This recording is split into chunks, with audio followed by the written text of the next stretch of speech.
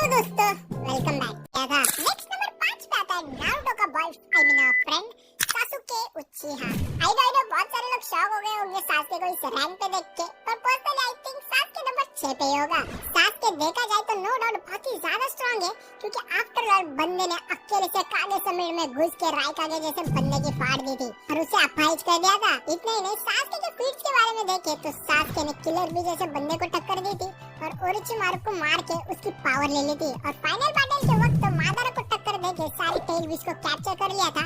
So no doubt सासुके भाई danger तो है। सासुके की कुछ एबिलिटीज के बारे में देखें तो सासुके के पास शारिंगन है, जिससे वो अवतारा सुचिदोरी जैसे वाडू जिट्सु यूज कर सकता है और इसके साथ साथ होगुरुमा का चक्र मिलने के बाद भाई के पास रिनिगन जैसा दो जुट्सु भी आ गया था, जिससे वो खुद को या फिर किसी को भी टेलीपोर्ट कर सकता था और इंटरडायमेंशनल ट्रैवल भी कर सकता था। ऊपर से सासुके ने फाइनल बैटल के वक्त नारुतो को भी टक्कर दी थी और अपना सबसे powerful attack Indira arrow use किया था, जिससे सासुके ने पूरे जगह को डिस्ट्रॉय कर दिया था। सो नो डाउट सासुके स्ट्रांग तो है और आई नो बहुत सारे लोग बोलेंगे कि नारुतो और सासुके तो भाई इक्वली स्ट्रांग है, तो भाई ये तो बिल्कुल भी सच नहीं है। और अगर तुम्हें लगता है कि ये सच है तो भाई चुल्लू पर पानी में जाके डूब जा। और फाइनल बैटल के वक्त भी नारुतो बहुत ही ज्यादा होल्ड बैक कर रहा था, वरना नारुतो सासुके की बहुत ही इजीली बजा देता। पर नारुतो अपने बॉयफ्रेंड सासुके से कुछ ज्यादा ही प्यार करता है, हिनाटा से भी ज्यादा, इसलिए नारुतो ने सासुके को मारा नहीं, वरना तो भाई सासुके की पक्का बैंड बज जाती। अब नेक्स्ट नंबर 4 पे आता है दिल टूटा प्यार का मारा ओबिटो उचिहा।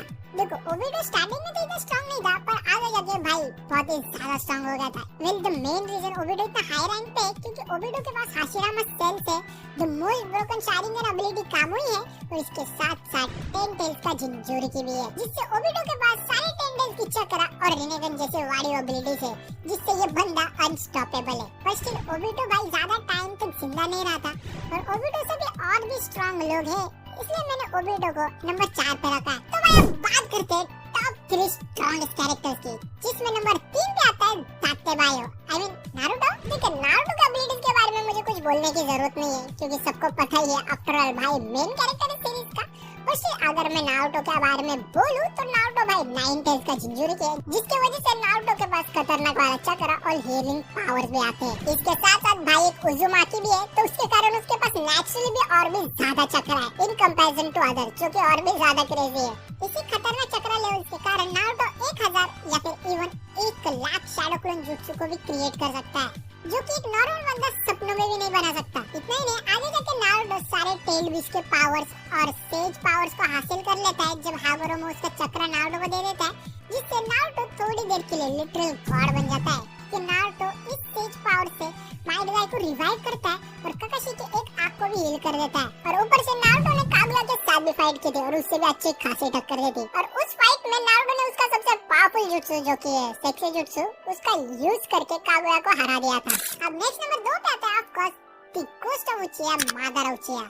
देखो मादारा के बारे में तो कोई भी इंट्रोडक्शन देने की जरूरत ही नहीं है, क्योंकि ये वो बंदा है जिसका नाम सुनकर लोगों की फट जाती है। इसने हाशिरामा जैसे गॉड लेवल बंदे को टक्कर दी थी। 4th ग्रेड निंजा वॉर में सारे अलाइड शिनोबी फोर्सेस से अकेले ही फाइट की थी और स्पेस से धूल मिट्टी और लाके सबकी मार के रखी थी, जो कि भाई बहुत ही ज्यादा बैडअस है। और आगे जाके मादारा ने तो सारे टेल विश को अपना कुत्ता बनाकर उनको एब्जॉर्ब करके अपने जो भी फॉर्म को अवेकन कर लिया था, जिससे मादारा माइड गाय के एक टेल स्टेट को सर्वाइव कर पाया था और लास्ट में जाके सारे शिनोबी वर्ल्ड को हराकर अपने प्लान को भी अचीव कर लिया था, जो कि था टू कास्ट इन्फिनिट सुकियोमी।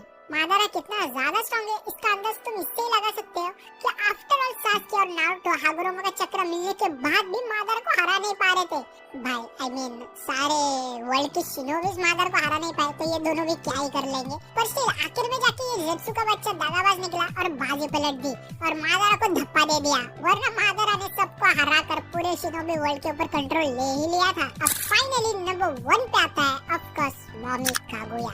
देखो मोमी कागुया तो एक ओत्सुत्सुकी है, जो कि लिटरली एक एलियन है, जो कि बाहर देश आई मीन अर्थ के बाहर से आई है। और ओत्सुत्सुकी कितने ज्यादा पावरफुल होते हैं ये मुझे बताने की बिल्कुल भी जरूरत नहीं है, क्योंकि करंटली बोरुतो के मांगा में ओत्सुत्सुकी ने सबकी मार के रखी थी। आफ्टर ऑल मोमोजी की ओत्सुत्सुकी ने तो नारुतो और सासुके दोनों की मार के रखी थी। और भाई ओत्सुत्सुकी कितना बड़ा थ्रेट है ये तो सबको ही पता है, और ये कितने ज्यादा पावरफुल है ये भी सबको ही पता है। पर सबसे बड़ा रीजन कागुया नंबर 1 पे वो है उसकी सबसे वाडी एबिलिटी, वो है उसका एक्सपेंसिव ट्रूथ सीकिंग बॉल, क्योंकि इस एबिलिटी से वो लिटरली यूनिवर्स तक को तबाह कर सकती है। कि कागुया अपने एक्सपेंसिव ट्रूथ सीकिंग बॉल से लिटरली एक यूनिवर्स को एग्जिस्टेंस से निकाल सकती है, जो कि भाई बहुत ही ज्यादा डेंजर है। और ऐसा बोला भी जाता है कि अगर कोई इस एबिलिटी को यूज करेगा तो वो इस एबिलिटी को रोक नहीं सकता, जो कि और भी ज्यादा डेंजर है। और इसी रीजन के कारण मैंने मोमी कागुया को नंबर 1 पे रखा है। तो भाई अब बात करते हैं उस कैरेक्टर की जो कि सबको हरा सकता है, और वो है अपना रामेन दादा। क्योंकि ऐसा बोला जाता है कि रामेन गाय के पास सेज ऑफ 6 बॉल्स की पावर है। और तुम्हें याद हो कि हमेशा रामेन गाय के आईज ना क्लोज रहते हैं। वैसा ऐसा इसलिए